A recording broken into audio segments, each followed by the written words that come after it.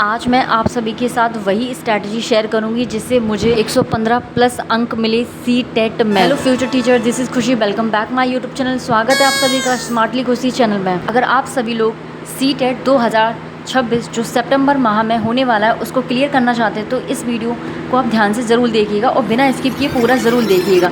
सही स्ट्रैटेजी के साथ आप पहले ही प्रयास में सफलता पा सकते हैं। सी टेट में 5 सब्जेक्ट होते हैं। सबसे पहले CDP होता है, उसके 30 क्वेश्चन होते हैं। फिर मैथ होता है, उसके भी 30 क्वेश्चन होते हैं। फिर एनवायरमेंटल स्टडीज़ होता है, उसके भी 30 क्वेश्चन होते हैं। अब लैंग्वेज की बात कर लेते हैं। लैंग्वेज 1 मेरे पास हिंदी थी, उसके भी 30 क्वेश्चन होते हैं। लैंग्वेज 2 मेरे पास संस्कृत था। अगर आप चूज़ की होगी तो आप इंग्लिश ले सकते हैं, वरना आप संस्कृत भी ले सकते हैं। आपकी इच्छा अनुसार जो भी आपको अच्छा लगता हो आप वो ले सकते हैं। मेरे पास संस्कृत था, उसमें भी 30 क्वेश्चन होते हैं। सी टेट में इस तरह से ये 5 सब्जेक्ट होते हैं। टोटल होता है 150। 150 में से अगर आप जनरल में हैं, सामान्य में आते हैं तो आपको 90 चाहिए ही चाहिए। अगर आप OBC में हैं या और अदर कैटेगरी में हैं तो आपको 82 चाहिए। इतने में एक क्वालिफाइड टेस्ट होता है तो आप टेस्ट आराम से कर सकते हैं। एक एक करके अब हम एक एक सब्जेक्ट के बारे में जानेंगे। हमारी क्या स्ट्रैटेजी होना चाहिए जिससे हम पहले ही प्रयास में सी टेट क्लियर कर लें। हमारा उद्देश्य और एम यही होना चाहिए। अगर मैं CDP की बात करती हूँ तो हम सब लोग DLED करके आते हैं। DLED में एक अच्छा खासा सिलेबस होता है तो वहाँ से हमारी CDP क्लियर हो जाती है। बाकी मैंने यूट्यूब से किया था, हिमांशी मैम से मैंने किया था, तो आप वहाँ से पढ़ सकते हैं। मेरे हैंड रिटन नोट्स हैं, मैंने हैंड रिटन नोट्स बनाए थे, उसी को मैंने बार बार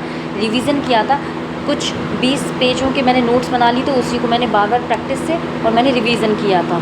देखिए, किसी भी एग्ज़ाम को क्लियर करने के सबसे इंपॉर्टेंट पॉइंट होते हैं जो भी आपके नोट्स हैं, आपने जो भी बनाया आप उसको बार बार मल्टीपल टाइम्स जितना हो सके उतना रिवीजन कीजिए। ये सबसे बेस्ट स्ट्रैटेजी होती है।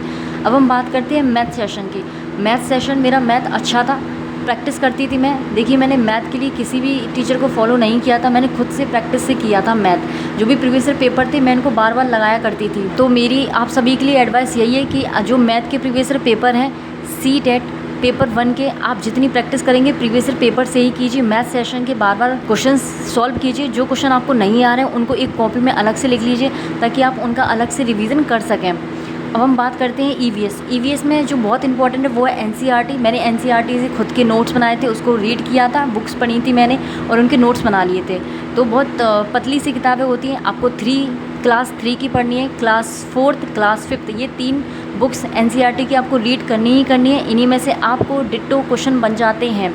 आप इतना कर सकते हैं, इसी से आपका EVS क्लियर हो जाएगा। अब बात करते हैं लैंग्वेज 1। मेरे पास हिंदी थी तो लैंग्वेज 1 बहुत इजी है, उसके लिए आपको कुछ भी नहीं करना, सिर्फ प्रैक्टिस करना है। क्योंकि जो CDP के क्वेश्चन होते हैं वही आपको 15 क्वेश्चन इसमें देखने को मिलते हैं। देखिए क्या होता है कि जो भी सब्जेक्ट वाइज है, चाहे वो मैथ हो, चाहे वो EVS हो, चाहे वो लैंग्वेज 1 हिंदी हो, चाहे वो लैंग्वेज 2 संस्कृत हो, तो इन सभी में 15-15 क्वेश्चन पैडागोजी के आते हैं जो आपका जो क्लियर हो जाता है। CDP से ही ये क्वेश्चन आपके सॉल्व होने लगते हैं। आप CDP के क्वेश्चन को जितने ज़्यादा प्रैक्टिस करेंगे, इस तरह आपकी प्रैक्टिस होगी तो इधर भी आपके नंबर बढ़ेंगे। लास्ट जो सब्जेक्ट बचा है वो है लैंग्वेज 2। मैंने संस्कृत लिया था तो संस्कृत के लिए मैं सबसे पहले आपको एडवाइस यही करूँगी कि सबसे पहले सी टेट के जो पेपर हैं आप उनको लगाइए। पहले देखिए पैटर्न क्या आता है, किस तरीके का आता है, तो आप समझेंगे। जहाँ तक याद है मैं आपको बता दी, 2 पैसेज होते हैं जो आते हैं। 15 नंबर के पैसेज हो गए। अब 15 नंबर के टीचिंग वाले CDP वाले क्वेश्चन आते हैं। याद रखिएगा संस्कृत में आपको लैंग्वेज संस्कृत ही मिलेगी, तो जितना प्रैक्टिस करेंगे उतना आप अच्छा कर सकते हैं। मैं आपको छोटी सी एडवाइस एक और देना चाहूँगी जो मैंने किया था पैसेज के लिए। जो संस्कृत की जो बुक्स होती हैं NCERT की, क्लास 6 हो, चाहे क्लास 7 हो, चाहे क्लास 8 हो, अगर आप इनके बुक्स पढ़ सकें, यानी कि उनको पैसेज में जो स्टोरीज़ होती हैं इन्हीं से पैसेज बनते हैं, 100% आपको यहाँ से मिल जाते हैं। दोनों पैसेज आप प्रीवियस ईयर पेपर कीजिए और इन बुकों को भी एक बार रीड कर लीजिए। लेकिन आप ये तभी कीजिए जब आपका EVS की बुक कंप्लीट हो जाए।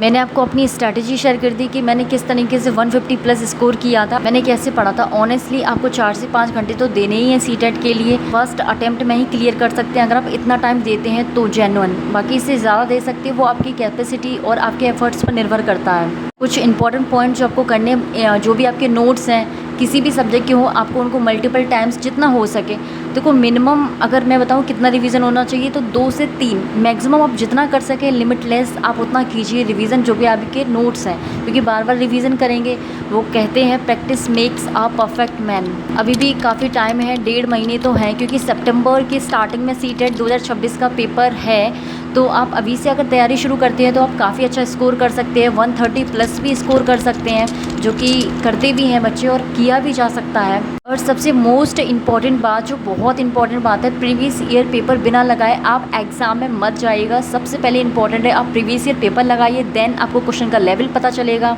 इस तरह से आपकी तैयारी और ज़्यादा बेहतर हो सकती है। आप सभी को चाहिए कि आप सभी को जो CDP के जो प्रीवियस ईयर पेपर के सॉल्यूशन है उनको एक समाधान एक तरफ मिल जाए। तो मेरे चैनल पर जाकर आप देख सकते हैं, स्मार्टली खुशी चैनल पर जाकर मैंने CTET के previous year CDP paper solution करवाए हुए हैं, लगभग 3-4 सालों के। आप पहले देखिए पैटर्न क्या है, इससे आपकी तैयारी और ज़्यादा बेहतर होगी। अगर ये वीडियो आपके लिए हेल्पफुल हो तो लाइक शेयर सब्सक्राइब ज़रूर कर दीजिए। Thank you watching my video.